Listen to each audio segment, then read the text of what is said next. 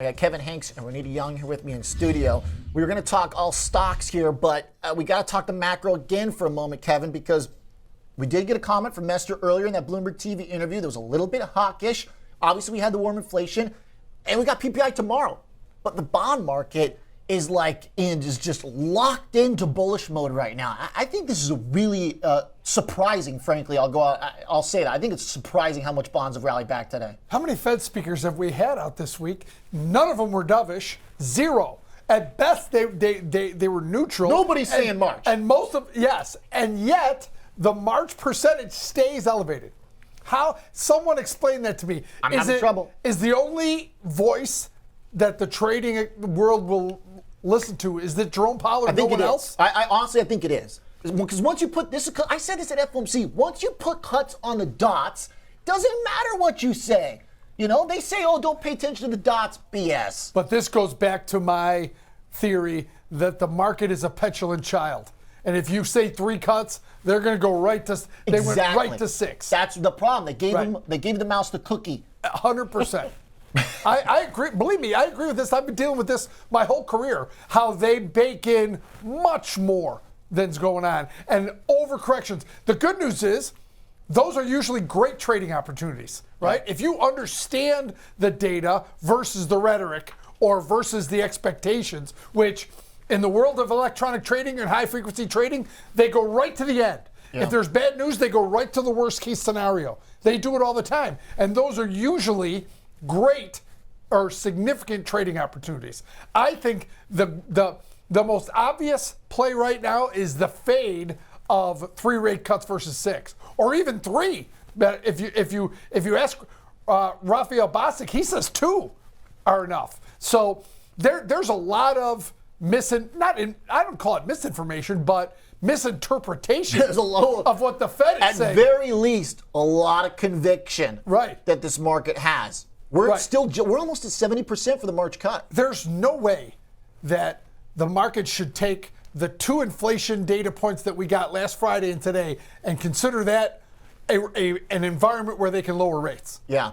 The data have not materially worsened apart from the services hit. Our jobless were okay today. People are eager to buy homes or refinance. Yep. I mean, there's just not a strong argument that the recessionary risks have highly increased in the last month. Americans with jobs spend money. That's what you can always count on. Yeah. All right. So we've got a great guest, by the way, on the macro. Barry Knapp is coming up shortly, so I don't want to overdo it. He's got a bunch of good charts. Let's talk some of the companies that are still under pressure here, Renita, because I do feel like this earnings season is going to be separation of wheat from chaff.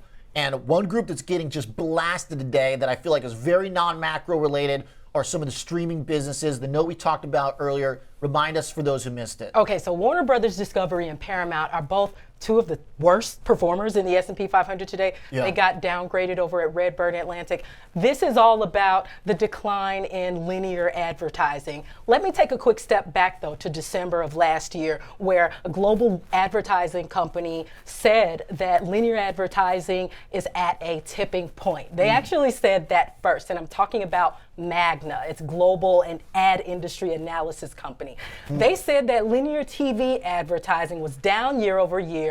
Back in December of 2023, they said this, but digital media, social media, and search and commerce, those increases actually boosted the overall ad spend. And it's because linear TV has been falling out of favor for years, and the way advertisers needed to reach their potential customers have obviously shifted to those 3 things: digital, social, and search. And we see that reflected here. So that's why today Redburn says that linear advertising is at a negative tipping point, and consensus estimates do not adequately forecast the declines that are expected across the whole group. Now, they lowered Paramount to a sell from a neutral and cut the price target to $11 from $17, and then they lowered the rating on Warner Brothers Discovery to neutral from a buy with an $11 price target. And this also underlines any potential downside for Disney. The company did that as well, the analyst, and that is reinforcing the sell rating. They reinforced course, the sell rating on Disney. They're underlying any potential downgrades or down consensus estimates for that because of advertising as well, because obviously it still has linear television channels, right? But Redburn also gave another estimate for Paramount. They forecast a 21% downside to earnings per share estimates. And then they're looking at, since Paramount is mostly impacted by the ad worries, they feel like any changes have a significant impact on the total company EBITDA, and that they're forecasting a 10% downside to EBITDA over the next 3 years, though. So that's not even the price. They're saying that their just bottom line earnings are going to erode. I mean, that's a really ugly analysis, and they're bearish on basically all of them. I mean, I guess technically Warner Bros. They're neutral, but it was still a cut, so that's negative. Disney's not really responding too much. Warner Bros. And Paramount, Disney already got hammered. I mean, but they all have had bad years. And the fact that this analyst is taking that comment from the industry association about the negative tipping point and running with it, that's like consensus building here. Yeah, it is. So let me tell you what's happening with Netflix, because it's like the opposite story. Now remember, Netflix has its first run with advertising. Everything is great with the world, right? And the analysts over at Redburn, they are actually positive on Netflix during its first run in the ad tier. And they say that this high engagement is translating into high advertising revenue, which is also going to mean some pretty meaningful upside to the average revenue per user over time, right? And so Netflix shares are rising. By comparison, it's probably still the best performer in the S&P 500 right now.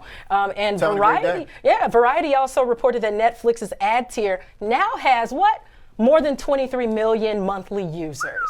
Seems like maybe they should have even done it earlier. So there we go. I think that made my point. We chaff, separation, quality, and companies that are maturing. So I think it's a really interesting note on a day where you're seeing that kind of separation with Netflix doing so well because they got to make money. Yeah, they do.